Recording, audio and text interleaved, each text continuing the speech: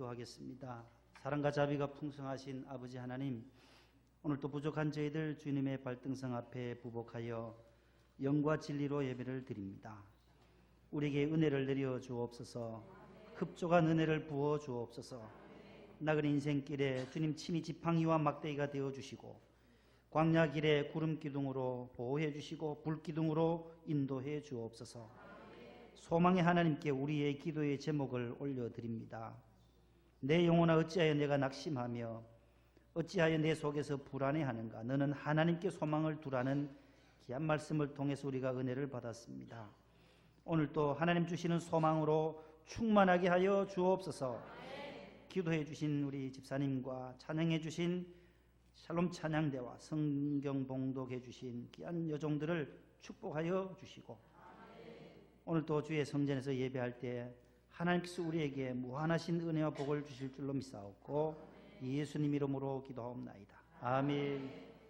옆에 분과 샬롬의 인사를 하겠습니다. 평안하셨어요? 샬롬.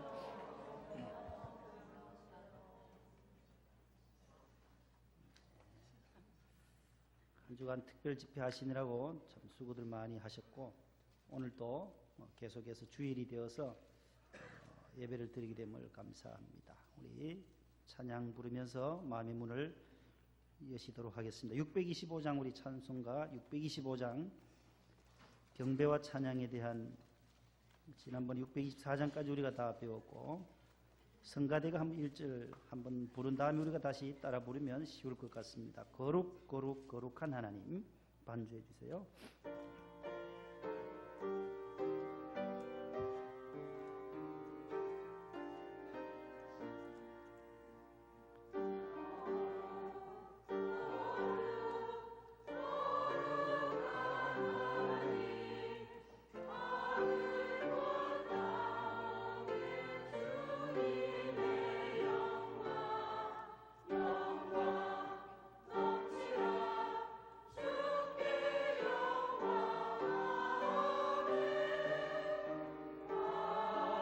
같이 한번 해봅니다. 거룩 거룩 거룩 거룩한 하나님, 하늘과 땅에 주님의 영광 영광 넘치라. 주께 영광. 아멘. 한 번 더요. 거룩 거룩 거룩 거룩한 하나님, 하늘과 땅에 주님의 영광 영광 넘치라. 주께 영광. 아멘. 아멘. 아주 짧은 우리 1절로 된 경배와 찬양에 대한 거였고, 오늘 우리 같은 곡 모음 42곡 가운데 벌써 14곡을 배웠고 74장과 82장이 똑같아요. 가사만 다를 뿐이지 곡은 똑같다 그 말씀이에요. 1절 한번 반주해 주세요. 74장 한번 불러보면 82장은 자연적으로 부를 수가 있어요.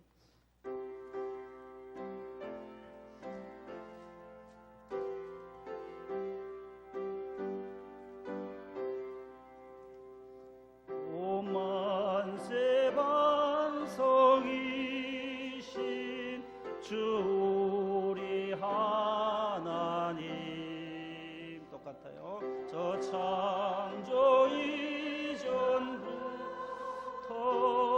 또 영원하도록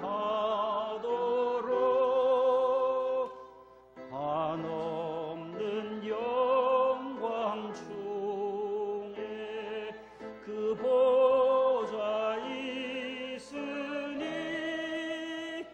큰 환란 풍파에도 날 지켜주시네.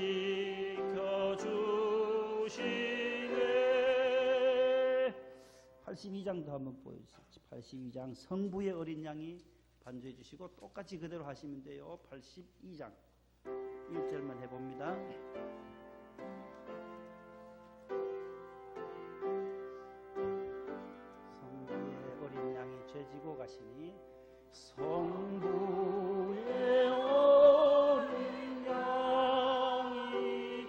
죄 지고 가시니 내 몸에 당할 형벌 다 대신하셨네. 내 죄가 추악하나 그 피로 씻으며 눈같이 희게 되어 피 하나 없으리. 아멘.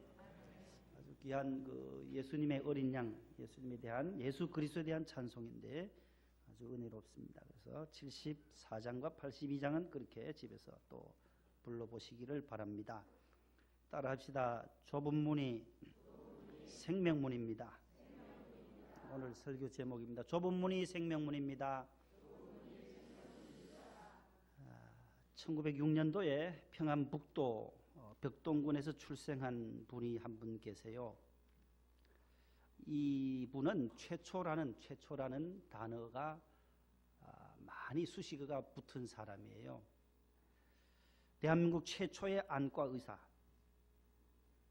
30살에 일본 나고야 제국대학에서 최초로 의학 박사 학위를 받은 분, 최초의 쌍꺼풀 수술을 성공하신 분, 우리나라 최초의 콘택트 렌즈를 도입하셨던 분. 제가 아직 이름을 밝히지 않았는데 벌써 앞에 자막에 나와 있어요. 여러분들 들어보셨어요? 저분 이름 들어보셨죠? 30살에 일본 나고야 제국대학을 졸업하고 오셔서 38년도에 병원을 세워요. 최초의 안과 병원. 무슨 병원이에요? 공안과. 김안과 아니고 공안과. 기호는 기영등포에 가면 김안과가 있던데 저 공병우 박사님이에요. 공안과라는 90세 일기로 돌아가셨어요. 한때는 우리나라에서 4번째로 세금을 많이 낼 정도로 많은 부를 쌓기도 했습니다. 하지만 그는 돈 버는 것에는 관심이 별로 없는 사람이었어요. 그의 관심은 온통 자신이 배운 의술, 지식, 하나님 주신 달란트를 가지고 어떻게 하면 많은 사람들에게 이 세상에 환원할까, 사용할까, 거기에만 관심이 있었어요. 그러던 중에 1949년도에 38년도에 공안과를 병원 원장으로 계셨지만 11년 지나서 49년도에는 이분이 딴 일을 하기 시작해요. 갑자기 한글 타자기를 개발을 해요. 우리나라 최초의 한글 타자기가 세벌식으로 된 그 타자기가 저분이 만드셨다는 겁니다. 병원도 그만두고 얼마나 온 정신을 기울였던지 사람들이 다 공병우 미쳤다, 공병우 박사가 미쳤다라고 동네방네 떠들고 다녔던, 수군거렸던 시기가 있었어요. 그 한글 타자기가 미국 특허를 받게 되고 많은 사람들에게 편리한 삶을 누릴 수 있게 해 주었어요.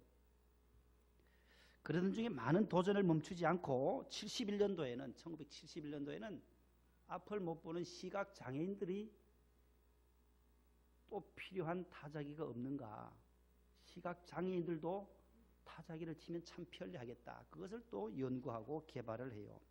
그래서 점자 한글 타자기를 만들어요. 지하철도 가보면 점자가 다 있어요. 시각 장애인들이 갈 수 있도록 꼭 올록볼록 튀어나게 한 거 있어요. 횡단보도에도 요즘 우리나라가 사회복지를 많이 하다 보니 장애인들에 대한 처우 개선을 위해서 다 소리도 장애인들만 들을 수 있는, 시각장애인은 귀는 멀쩡하잖아요. 귀는 잘 들리기 때문에 소리도 꼭 해요. 우리 주보에 나오는 함께하는 교회에 있어요. 김호경 목사는 시각장애인이에요. 주보 뒷면에 우리가 돕는 교회에 있어요. 춘천에 있는데 함께하는 교회 2번째 계시는 이분은 시각장애인이에요. 그런데도 불구하고 장신대고 광장동이고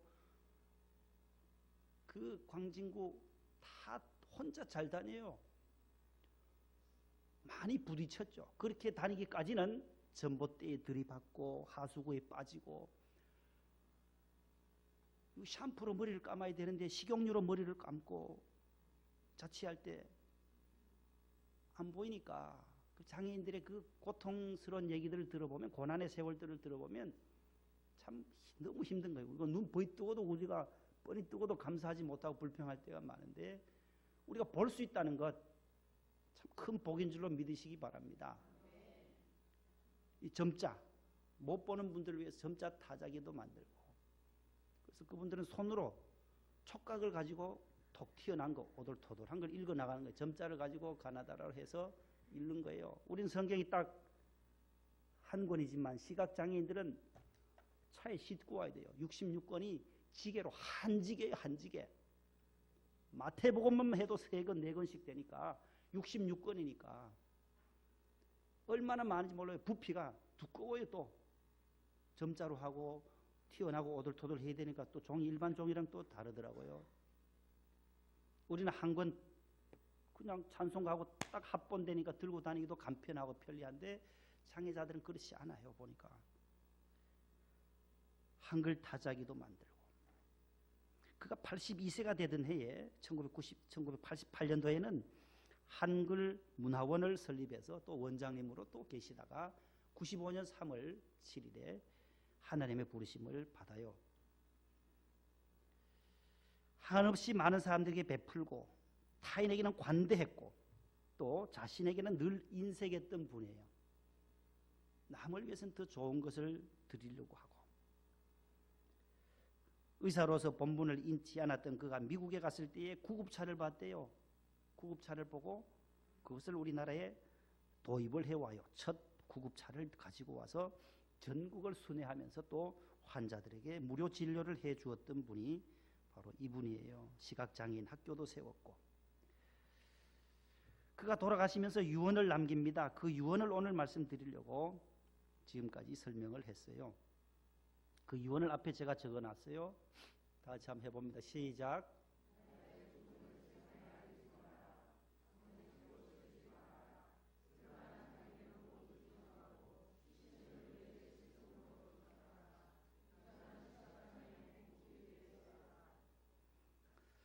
참 저 유언을 들으면 어떻게 저렇게 살 수 있었을까?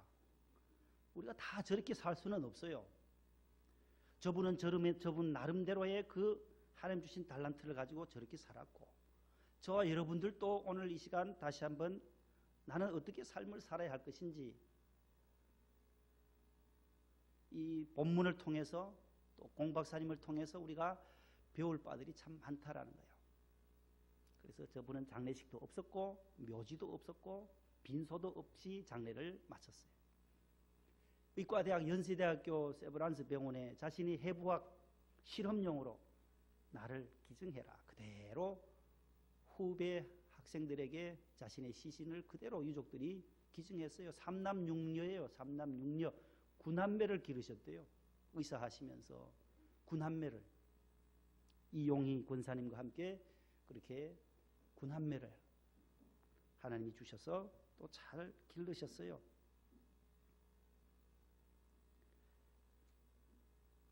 장례가 다 끝난 다음에 그분이 돌아가셨다라고 유족들이 부고를 보냈다라는 겁니다. 그분이 그렇게 말해요. 죽어서 땅 한 평을 차지하느니 차라리 그 자리에 콩을 심으라. 이거 아무나 할 수 있는 말이 아니다라는 거예요. 내가 묻힐 그 자리가 있다라고 하면 그 자리에 콩을 심는 게 낫지. 나는 하나님 나라로 가는데 이것은 다 흙으로 왔으니 흙으로 돌려보내라.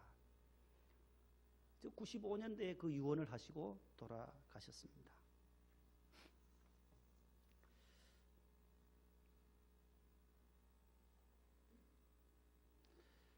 우리에게도 지식이 있고 우리에게도 건강이 있고 우리에게도 물질이 있고 우리에게도 능력이 각각 다르게 가지고 있습니다. 나눌 수만 있다면 나누며 사는 삶이 그리스도인의 삶이다라는 것을 오늘 우리에게 가르쳐주고 있습니다. 하나님 우리에게 많은 것을 주셨어요. 생명을 주셨을 뿐만 아니라 이 땅에 올 때 빈손으로 왔어요. 다 벌거벗은 그대로 우리가 이 세상에 올 때 가지고 온 것이 없으되 또한 가지고 가지 못한다. 디모데전서 6장에 그 말씀이 나와요.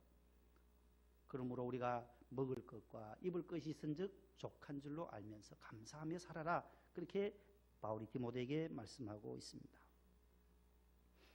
오늘 본문 누가복음 13장은 마태복음 7장에도 나오는 말씀이에요. 마태복음 7장에도 5장, 6장, 7장은 산상보훈이라 그래요. 산상수훈, 산상보훈. 산 위에 올라가셔서 예수님께서 제자들에게 말씀하신 천국의 비밀, 천국에 대한 가장 귀한 말씀을, 보배로운 말씀을 111구절을 계속해서 말씀해요. 예수께서 산에 올라가 앉으시니 제자들이 나온지라 입을 열어 가르쳐 가라사대 첫 번째가 3절에 심령이 가난한 자는 복이 있나니 천국이 저의 것이다. 애통하는 자는 복이 있습니다. 저들이 위로를 받을 것이고 온유한 자가 땅을 기업으로 받을 것이고 의에 줄이고 목마른 자가 배부를 것이고 긍휼히 여기는 자가 긍휼히 여김을 받을 것이고 마음이 청결한 자가 하나님을 볼 것이다. 마음이 청결한 자가 하나님을 본다는 거예요. 화평하게 하는 자는 복이 있나니 그가 하나님의 아들과 딸이라는 이름을 받게 될 것이다. 피스메이커의 삶을 살아라. 화평케 하는 자. 마지막에 의를 위하여 박해를 받은 자는 또 복이 있나니 천국이 그들의 것이다. 그렇게 팔복을 말씀하시면서 장황하게 계속해서 말씀하시고 천국 백성의 윤리를 말씀하시면서 7장의 마지막에 와서는 이제 좁은 문으로 들어가라는 거예요. 앞에 있는 것도 참 모든 것이 좁은 문이에요. 심령이 많은 사람들은 물질이 풍성해야 되는데 심령이 가난하라고 말씀하니까, 배고프라고 하니까, 굶으라고 하니까, 긍휼히 여기라고 하니까 다 좁은 문이었어요. 그럼에도 불구하고 마지막 7장에 와서도 13, 14절 우리 한번 다 같이 앞에 있습니다. 읽어보겠습니다. 좁은 문으로 들어가라.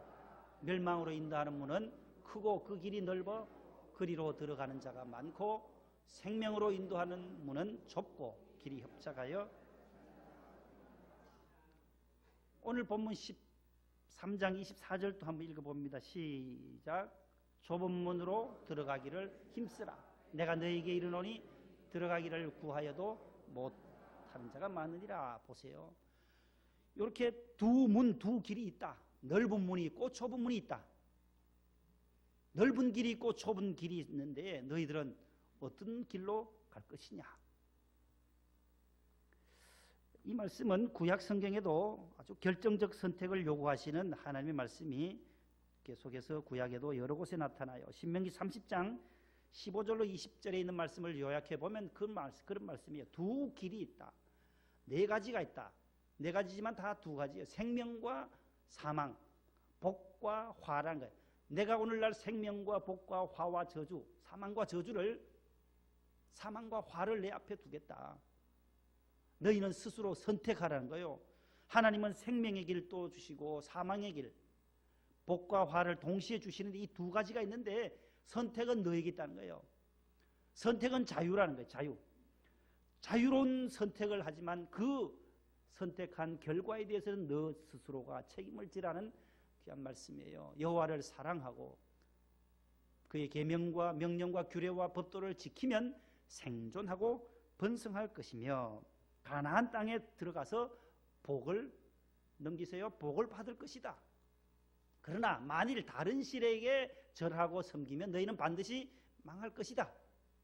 너희 자손이 살기 위해서는 생명을 택하고 여호와를 사랑하고 청종하고 여호와를 의지해라. 그가 여호와가 너희에게 생명이 되시고 너희의 장수가 되신다. 이 말씀으로 신명기 30장에는 또 말씀을 하고 있어요.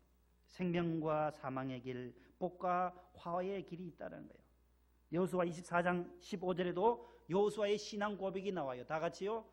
너희가 섬길 자를 오늘 택하라. 오직 나와 내 집은, 여호수아 장군이 그렇게 말해요. 오직 나와 내 집은 신앙의 고백이요. 누구를 섬기겠다는 거예요? 여호와만을 섬기겠다. 내가 다른 신, 이방에 있는 신들을, 아모리에 있는 신들, 그모스 신이나 몰록 신을 섬기지 아니하겠다. 바알바세라는 단절하고 하나님만을 섬기겠다고 결단하는 모습이 나오고 있습니다. 예레미야 21장 8절에도 두 길을 여호와 하나님께서 예레미야 선지자를 통하여 말씀하십니다. 다 같이요. 여호와께서 말씀하시기를 보라 내가 너는 이 백성에게 전하라 하셨느니라. 무슨 길요?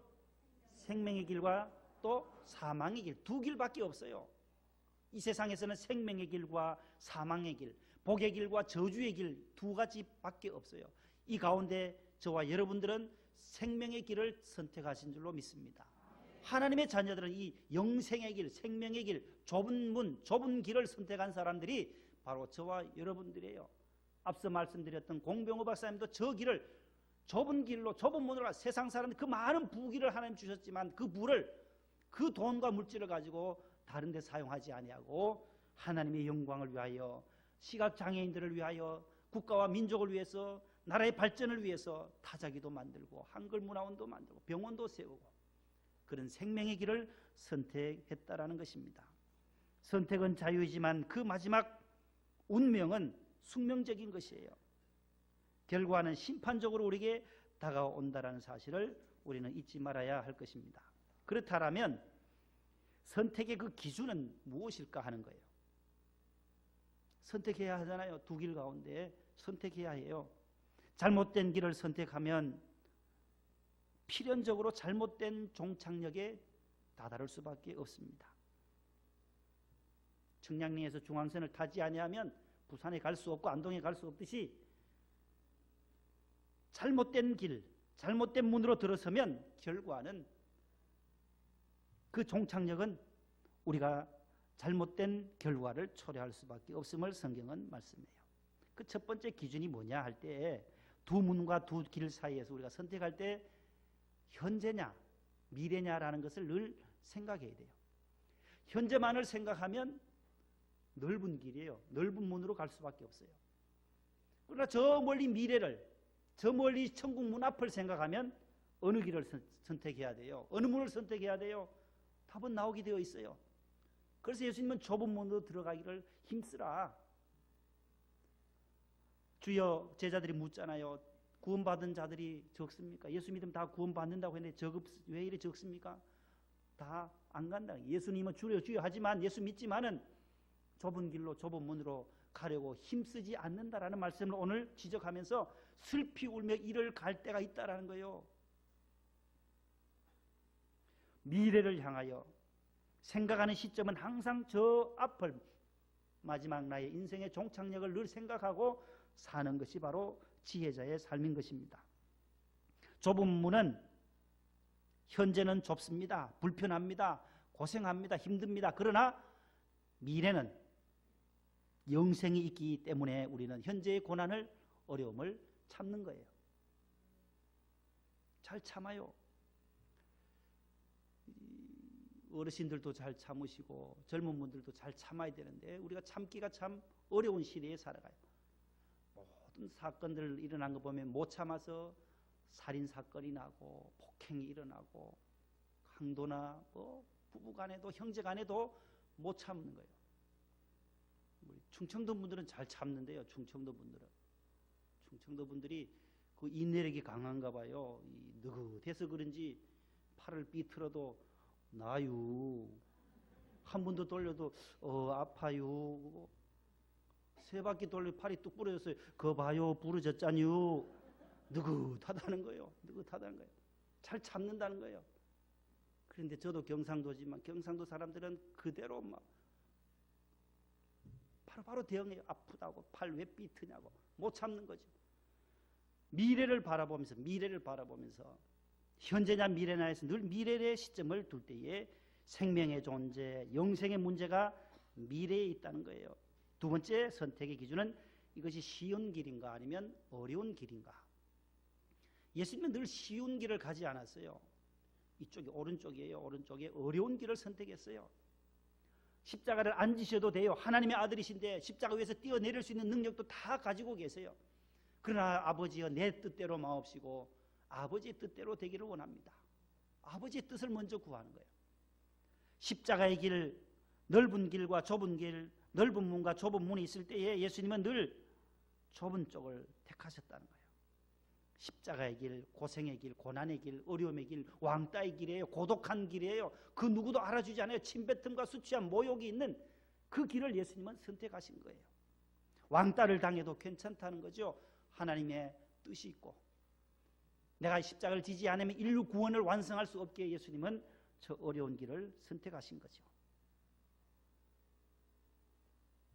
세 번째는 멸망 길이냐 영생의 길이냐, 이 선택이 사망의 길이냐 생명의 길이냐, 이것을 기준을 삼아야 한다는 것입니다. 참으로 힘들고 어렵고 고통스럽지만은 의미 있는 길이 바로 영생의 길, 십자가의 길, 어려운 길, 미래의 길인 것입니다.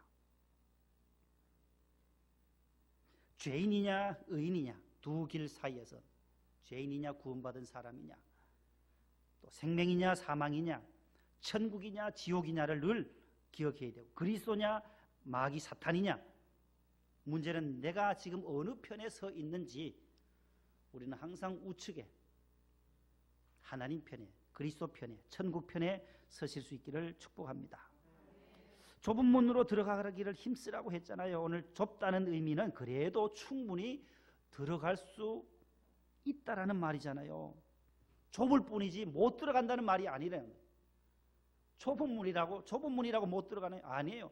좁으면 좁을수록 머리를 낮추고 허리를 숙이고 들어갈 수가 있어요. 좁은 문에는 허리를 낮춰야 돼. 바짝 낮추고 머리 박지 않도록. 작은 문에 들어갈 때도 우리가 시골의 문에 막 머리 부딪히고 많이 하잖아요. 그럴 때는 숙이면 되는 거예요. 좁은 문으로 들어가기를 힘쓰라는, 저 힘쓰라는 단어는 훈련이라는 원어가 있어요. 훈련하라. 계속해서 반복해서 훈련하라는 뜻이에요. 따라합시다. 훈련하라. 계속해서 훈련하라. 반복하라. 그런 원어의 뜻을 가지고 있어요. 좁은 문으로 들어가는 것은 훈련이 필요한, 훈련하지 않고는, 군인이 마치 군에 가서 훈련하지 아니하면 6주 동안 훈련을 거쳐야만 총도 주고 전방에 나가서 보초도 설 수 있는 자격이 주어지듯이, 수류탄을 던질 줄도 모르는 사람을 그냥 훈련 안 시키고 바로 세울 수가 있나요? 안 그래요. 논산연무대에서도 6주간 훈련 받는 이유도 세상에 있는 모든 것을 끊어버린 거예요. 앞으로 가, 뒤로 가, 자기 마음대로 가고 싶잖아요. 세상에서는 간다고 누가 뭐 막습니까? 세상에서는. 그러나 군에 들어가면 모든 것이 통제가 되는 거예요. 거기에 룰에 따라야 되는 거예요. 뒤로 돌아가, 앞으로 가. 이 팔만 흔드는 것만 한 달 동안, 이 총 우측에 들고요. 제식훈련 하는 거, 제식훈련. 이 손을 항상 막 이렇게 해서 막 걸어가고, 팔이고 뭐 뒤로 돌아가, 옆으로 가, 뭐 좌로 가, 우로 가, 발 바꾸어 가, 뭐 별의별 걸 다 시키는 거예요. 그래서 정신을 확 그만 군에 적응하도록 만드는 거예요. 사회에서는 전혀 그런 일이 없었는데 군에 들어가면 모든 것이 군의 룰에 따라가서 훈련을 해야만 군인으로서 훌륭한 군인이 되듯이, 신앙생활도 훈련이랑 좁은 문으로 들어가기를 힘쓰라. 따라합시다. 신앙생활은 훈련입니다. 기도생활도 훈련이요, 봉사도 섬김도 훈련이요, 전도하는 것도 훈련이에요. 기도도 훈련하지 않으면 되지 않아요. 힘들어요. 이번 주에 신방하고 이제 돌아오는데 권사님들이 그래요. 구역장 처음 시작할 때 기도시킬까 봐. 기도가 그렇게 힘들었다는 거예요. 집에서 많이 구역장으로서 연습해가지고 외워가지고 하는데 이게 써가지고 했던 대로 안 가고 딴 방향으로 기도가 그러더라는 거예요. 아이고. 그러니까 옆에 계셨던 권사님이 그것도 성령님이 인도하신 거잖냐. 성령님이 인도해서 그리 가지. 기도 달달달 그대로 외워가지고 구역원들 앞에서 해보려고 열심히 외워가지고 했는데 이게 쓴 게 안 나오더라는 거예요. 그래서 계속 반복하고 훈련하고 해서, 그래서 뭐 구역원들 시키죠. 구역자님 하지 마시고 그냥 성경만 읽고 구역원들 시키라고. 구역원들도 힘들어하죠. 훈련이 안 돼 있으니까. 그래서 식사 기도는 구역원들을 시키고, 본인이 예배 인도할 때는 처음 기도나 모든 것은 본인이 한다 하는데 처음에 그렇게 힘들었대요. 그래서 이제는 마음 놓고 하나님 앞에 기도할 수 있도록 한 20년 구역자님 하니까, 훈련하니까 그렇게 되더라는 거예요. 기도도 훈련이요, 전도도 훈련이에요, 섬김도 봉사도, 이 모든 것이 훈련이에요.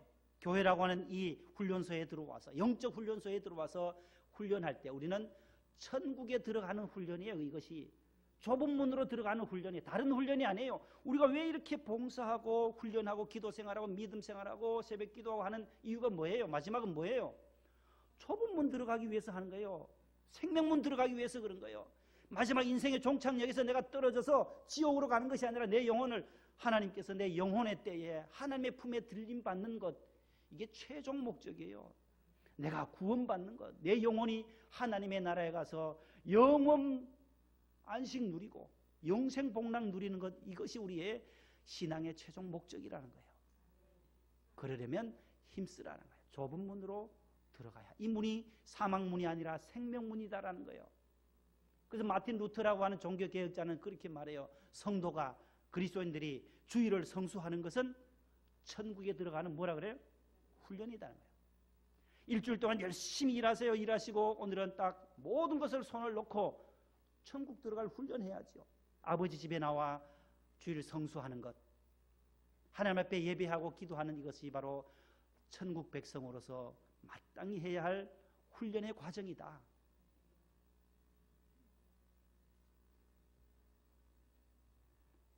좁은 문은 훈련입니다. 몸을 낮추고 고개를 숙이는 훈련이 있어야 한다는 거예요. 몸을 낮추는 것은 겸손이요, 고개를 숙이는 것도 온유함을 상징하는 거예요. 겸손과 온유.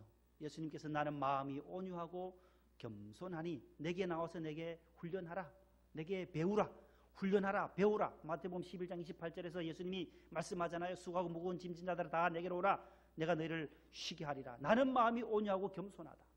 내게 나와서 내 멍에를 메고 내게 배우라는 거예요.